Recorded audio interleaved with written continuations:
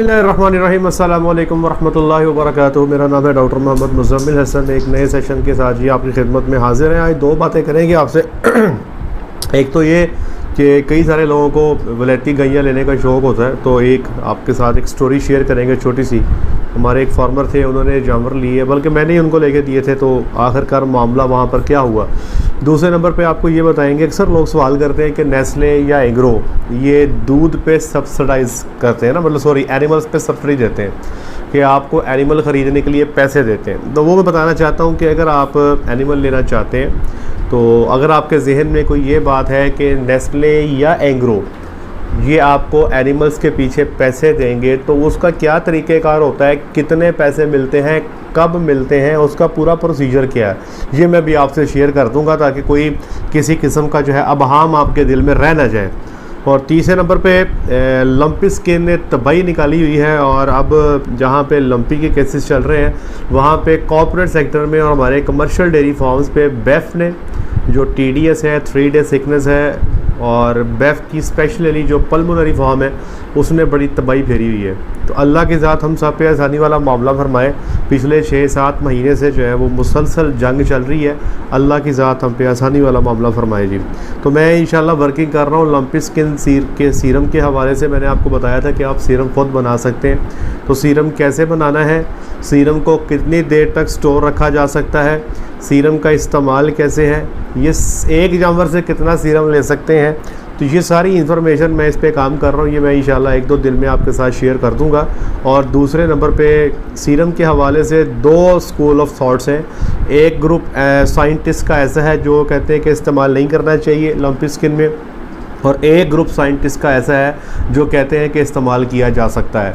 बहरहाल हमने लंपी का सीरम जो है कुछ जानवरों में इस्तेमाल किया है खुद बना के, तो उसमें हमें पॉजिटिव रिजल्ट्स मिले हैं। अच्छा, अब हम शेयर करते हैं जी आपसे 2 चीज़ें। एक तो ये नेस्ले की मैंने आपसे बात की कि कैसे मामला होगा, और दूसरे नंबर पे मैंने बताना ये था कि आज से कुछ 6-7 महीने पहले गालिबन बात होगी अक्टूबर की, तो मैं जुलाई में वीडियो बना रहा हूँ, तो ये शायद 8 महीने ही हो गए। अब एक फार्मर थे हमारे, उनको हमने कुछ जानवर ख़रीद के दिए। 5 जानवर ख़रीदे गए JK डेयरी से, ठीक है जी। कुछ जानवरों की मैं फ़ोटो भी आपके साथ शेयर कर देता हूँ। जानवर जी बहुत अच्छे थे, और उनकी जो प्रेगनेंसी का दौरानिया था वो तकरीबन 6 माह भी था, 7 माह भी था। जो फार्मर थे जी वो बिल्कुल न्यू थे, और वो जवान जहान सा लड़का था जी, मुझे याद है। बहुत भी उसकी उम्र होगी तो शायद कोई 23-24 साल होगी। बहुत एनर्जेटिक और ज़बरदस्त काम का शौक़ रखने वाले बंदे। मुझे याद है जी वो आए थे मुझे फैसलाबाद से, उन्होंने पिक किया। फैसलाबाद से हम लोग JK डेयरी फार्म रहीम यार खान तक गए हैं, तो कुछ 6 घंटे का सफ़र है। उन 6 घंटे में जनाब हम डेयरी फार्मिंग डिस्कस करते जा रहे थे। तो बहुत एनर्जी रखने वाला वो बंदा था जी। अच्छा, उसके जानवर जो थे उन्होंने बचा दिया। अब वो फार्मर जो डेयरी के बारे में कुछ भी नहीं जानते, वो उनका पहला एक्सपोजर था जी, मैंने उनको पूरा प्लान लेकर दिया। हम जिन लोगों के लिए एनिमल सिलेक्शन करते हैं, अभी हम कल भी हैप्पी कैटल पे थे, मैंने कुछ फार्मर को एनिमल सिलेक्शन करके दी है, तो हम थोड़ा सा प्लान भी साथ में देते हैं। एनिमल सिलेक्शन से बेहतर जो बड़ा काम ये है कि एनिमल तो आपने ख़रीद दिए, एनिमल्स को बाद में रखना कैसे है, उनको खुराक क्या देनी है, वैक्सीन कौन सी करनी है, सारा मामला हम साथ बताते हैं। तो उसी तरह उन साहब को भी मैंने पूरा का पूरा मामला बताया कि यार ये आपके जानवर हैं, ये आपने खुराक देनी है, ऐसे ऐसे आपने खुराक देनी है, खुराक की ये आइटम आपको यहाँ से मिलेगी, पूरी डिटेल दे के मैंने उनको भेज दिया। अच्छा, फिर वो गायें जो थी उन्होंने बच्चे दे दिए। आप हैरान हो गए जनाब कि उन्होंने उन गायों से, जनाब आप हैरान हो गए कि 5 मैंने जानवर लेके दिए थे। 4 जानवर ऐसे थे जिन्होंने 40 से 45 लीटर तक दूध दिया पहले सुबह, और एक गाय ऐसी थी जिसने 60 किलो दूध दिया। और ये 60 किलो दूध वाली जो गाय है ये कौन सी है, ये मैं आपके साथ अभी फ़ोटो शेयर कर देता हूँ। अच्छा, उस बंदे ने जी तकरीबन 5-5.5 महीने इन जानवरों के साथ काम किया। जगह उसके पास थी कोई नहीं, तो बाद में उसने सोचा कि यार अब गर्मी का मौसम आ गया है, अब मेरी माशाल्लाह 40-42 की एवरेज चल रही है, तो जो मेरे पास जगह है वहाँ पर तो जानवर नहीं रखे जा सकते। उसने साथ ही किसी शेड में किराए पे बाकी फार्मर के जानवर के साथ अपने जानवर रख लिए। अब वो किसी और शेड में उसके जानवर मौजूद हैं, और वो सिर्फ वहाँ पे मिल्किंग कर रहा है। तकरीबन मिल्किंग के 5-5.5 महीने बाद मुझसे रब्ता करता है फार्मर। उसने कहा डॉक्टर साहब मैं जानवर बेचना चाहता हूँ। मैं कहा यार आप तो बहुत अच्छे जा रहे हैं, आपके पास 5 जानवर हैं और सारे बच्चा ठीक ठाक दे दिया, एवरेज भी आपकी 40 से ऊपर जा रही है और साथ ही साथ जो है आपको मुनाफा भी हो रहा है, नुकसान भी आप नहीं कर रहे। 2 जानवर आपके प्रेग्नेंट भी हो गए हैं, आपने आके सीमन भी रखवाया हुआ है, तो क्या वजह बन गई जो आप जानवर सेल करना चाहते हैं? उन्होंने कहा डॉक्टर साहब मैंने बाहर जाना है। और आपको पता है कि हम लोग जो है वो बाहर जाने को बहुत अच्छा समझते हैं। खैर तो मैं इसको वाइंड अप करना चाहता हूँ। मैं चाहता हूँ कि या तो मैं करूँ, अगर मैं नहीं कर सकता तो मुझे पीछे ज़िम्मेदार बंदा कोई है या नहीं मुझे नहीं पता, तो मैं चाहता हूँ कि मैं इसको वाइंड अप कर दूँ। मैंने बाहर ऑस्ट्रेलिया का शायद वो जिक्र किया था उन्होंने कि मैंने ऑस्ट्रेलिया जाना है, वल्लाहु आलम।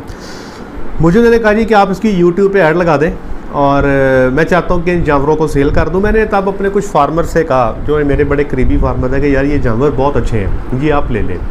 वच्छियाँ भी साथ मिल रही हैं, 5 जानवर भी हैं और 40 के करीब एवरेज भी है, 2 प्रेग्नेंट भी हैं। तो एक फार्मर का ज़ेन बन भी गया, उन्होंने 35 लाख रुपया रेट लगाया था उस वक्त कि जी मैं 35 लाख में वो लेने को तैयार हूँ। ये बात तब की है जब अभी इमरान खान साहब प्राइम मिनिस्टर थे, मेरा ख्याल, हाँ वो प्राइम मिनिस्टर थे तब उस वक्त।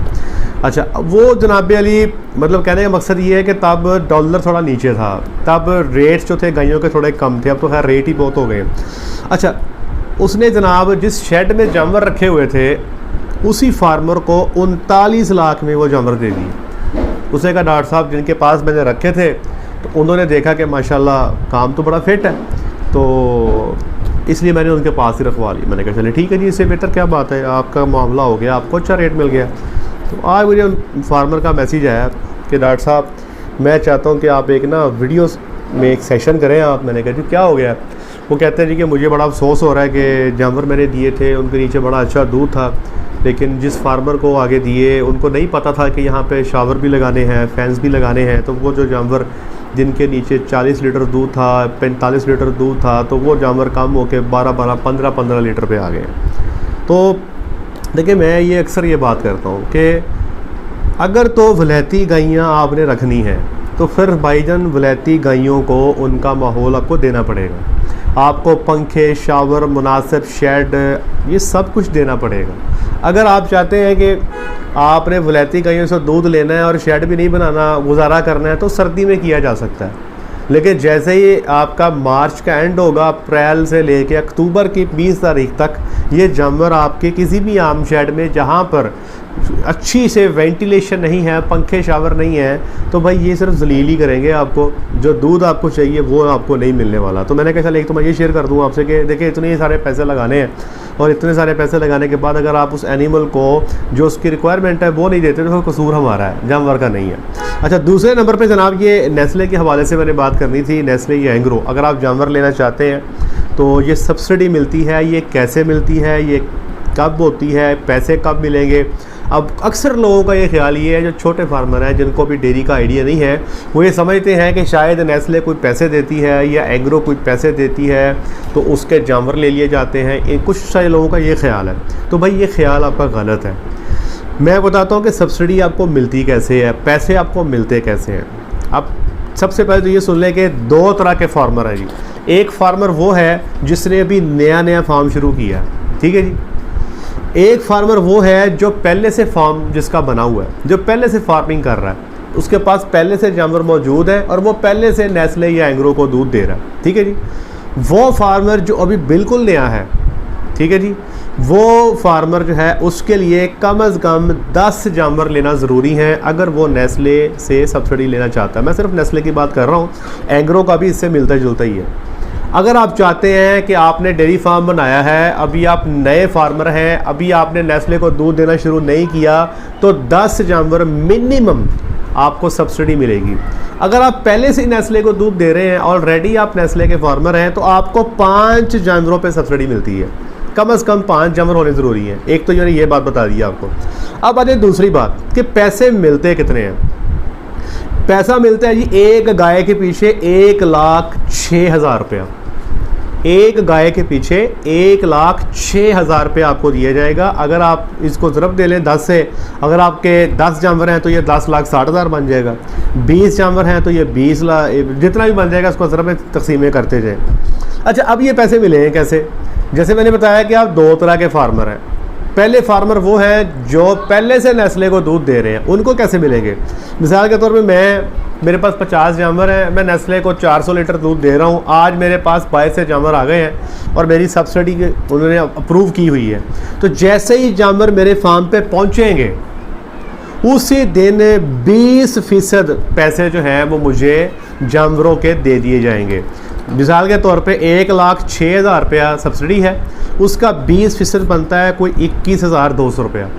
तो 21,200 रुपया एक जानवर का, अगर मेरे 10 जानवर हैं तो उसी हिसाब से 21,200 को आप 10 से ज़रब दे लें, ये पैसे मुझे ट्रांसफ़र कर दिए जाएंगे। उसके बाद जब ये जानवर बच्चा देना शुरू करेंगे और 20% जानवर बच्चा दे चुके होंगे, तो फिर जो दूसरी किस्त है 20% की, वो आपको दूसरी किस्त दी जाएगी। तो टोटल 40% आपके पास आ गया। 20% तब आया जब जानवर आपके फार्म पर आ गए। अगला 20% आपके पास तब आया जब आपके पास जो जानवर थे उनमें से 20% जानवरों ने बच्चा दे दिया। अब पिछली जो पेमेंट है, जो पिछली पेमेंट रह गई है 1,06,000 में से एक जानवर की, अब उसकी किस्तें होंगी और हर 4 महीने के बाद आपको वो पैसे दिए जाएंगे तकसीम करके। ठीक है जी, टोटल 7 किस्तें होंगी जी। पहली किस्त 20% जानवरों के पहुंचने पे, दूसरी किस्त फिर 20% कब दी जाएगी? जब आपके 20% जानवर बच्चा दे चुके होंगे। बकाया पैसे जो हैं 4-4 महीने के फ़र्क से आपको दे दिए जाएंगे किस्तें बना के। ठीक है जी, तो इस तरह तकरीबन पौने 2 साल का दौरानिया लग जाता है इस 1,06,000 को आपके पास पहुंचने में। अगर आप मिसाल के तौर पे नए फार्मर हैं, अभी आप दूध नहीं देते हो, नेस्ले को दूध नहीं जा रहा, तो फिर क्या होगा कि जब आपके फार्म पे जानवर आएंगे तो तब आपको पहली किस्त नहीं मिलेगी। आपको पहली और दूसरी जो 20% की किस्तें हैं ये आपको तब मिलेगी जब आपके 20% जानवर बच्चा दे चुके होंगे, तो तब वो दोनों किस्तें आपको इकट्ठी मिल जाएंगी और बकाया की जो किस्तें हैं उसी तरतीब से 4-4 महीने के फ़र्क से आपको मिलती जाएंगी। तो ये मैं क्लियर करना चाहता हूँ कि अगर आपके ज़हन में कोई ऐसी बात है कि आपने 25 जानवर डालने हैं और 1,06,000 रुपये के हिसाब से आपको 25-30 लाख रुपया आज ही आपके हाथ में पकड़ा दिया जाएगा, तो ऐसा नहीं है। ये किस्तें आपको, नेस्ले को आप दूध देते हो, उस दूध की पेमेंट के हिसाब से आपको आपकी किस्तें दी जाती हैं और इस अमल में 1.5 से 2 साल आपके लग जाते हैं। और अमूमी तौर पे मैं तो फार्मर को यही रिकमेंड करता हूँ शुरू से लेके एंड तक कि बेहतर तो ये है कि आप मेरा ये ज़ाती मशवरा है, अगर मैं कारोबार करना चाहता हूँ, अगर मैंने कारोबार करना है डेयरी का, तो मैं ये सब्सिडी नहीं लूँगा। मैं अपनी मर्ज़ी से अपने दूध का 70-75% हिस्सा जो है वो मार्केट में बेचना पसंद करूँगा। बाकी का जो मेरा 20-25 या 30% है वो मैं इन प्रोसेसिंग कंपनीज़ को दूँगा। ये अगर मेरा बिज़नेस प्लान तो जी ये होगा, क्योंकि जब आप नेस्ले से सब्सिडी ले लेते हो तो फिर आप पाबंद हैं कि आपने इन जानवरों का दूध फिर उनको ही डालना है, ये आप पाबंद हो जाते हैं। अगर आप नहीं डालते तो फिर डेफिनेटली बरकत नहीं रहती कि आपने कमिटमेंट की है नेस्ले के साथ, ये एंग्रो के साथ, दूध फिर आप बाहर देते हो तो बरकत नहीं रहती, आप गलत बयानी का शिकार हो जाते हैं। तो जब आप सब्सिडी लेते हो तो अगर आपके 50 जानवर हैं, 50 जानवरों की सब्सिडी का कॉन्ट्रैक्ट हो गया है, आपका अप्रूव भी हो जाता है, तो फिर आप बाउंड है इन 50 जानवरों का 2 साल तक या जब तक भी आपकी सब्सिडी चलती जा रही है आपने दूध नेस्ले को या एंग्रो को ही देना है। तो मैं इसलिए कहता हूँ कि बेहतर ये है कि ये मेरी कैलकुलेशन के मुताबिक जब जानवर दूध देने पे आता है तो 1 लीटर के पीछे जो सब्सिडी आपको मिलती है वो 4 से 5 रुपये मिलती है। अगर मिसाल के तौर पे आज आपको नेस्ले से दूध का रेट 90 रुपये मिल रहा है तो 4 या 5 रुपये ऊपर डाल के 95 हो जाएगा। लेकिन अगर आप मार्केट में दूध सेल करते हैं तो 100+ पे दूध आपका सेल हो सकता है। मेरे कुछ फार्मर ऐसे भी हैं जो 110 और 120 में भी सेल कर रहे हैं। कुछ फार्मर मेरे ऐसे हैं जिन्होंने सब्सिडी छोड़ भी दी है, क्योंकि वो ये समझते हैं कि सब्सिडी लेने से बेहतर है कि अपने मार्केट में अपने दूध को खुद बेचा जाए और अच्छे रेट पे बेचा जाए। एक तो ये बात हो गई। दूसरे नंबर पे ये जो हर साल का प्लान है ना जी, ये इनका डिफरेंट आता है, नेस्ले का भी एंग्रो का भी। अभी की जो मैं 1,06,000 की सब्सिडी बता रहा हूँ, ये 30 अप्रैल 2022 को ये क्लोज़ हो गई है।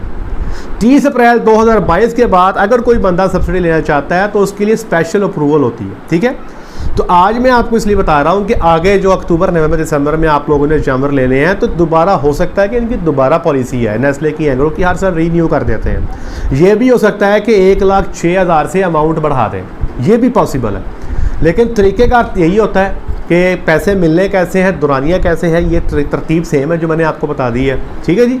और इसमें जो प्लस और माइनस है मैंने आपके साथ वो भी डिस्कस कर दी हैं। देखिए अगर तो आपने सब्सिडी लेनी है तो फिर नेस्ले को ही दूध देना बनता है जी, फिर मैं नहीं कहूँगा कि आप उसको बाहर दें, क्योंकि आपने कॉन्ट्रैक्ट में घुगी मार दी है, आपके सिग्नेचर हैं, ठीक है। इसलिए मैं कहता हूँ कि आप ये सब्सिडी के चक्रों में ना पड़ें। वो एक्चुअली आप सब्सिडी ले के वो दूध में ही आपके पैसे कट जाते हैं, तो मेरी तो समझ में नहीं आता। वो लोग जो अकाउंट्स को समझते हैं, जो पैसे को ऊपर नीचे करना जानते हैं, जो 2 + 2 4 करना जानते हैं, उनको पता है कि ये सब्सिडी जो है ये सिर्फ एक अट्रैक्शन है। अदरवाइज़ अगर आप मार्केट में अपना दूध खुद सेल करें तो इससे बेहतर फिजिबिलिटी नहीं बनती। आज के लिए इतना ही, अपना ख्याल रखें, दुआओं में याद रखें, 5 वक्त की नमाज़ अदा करें। अस्सलाम वालेकुम।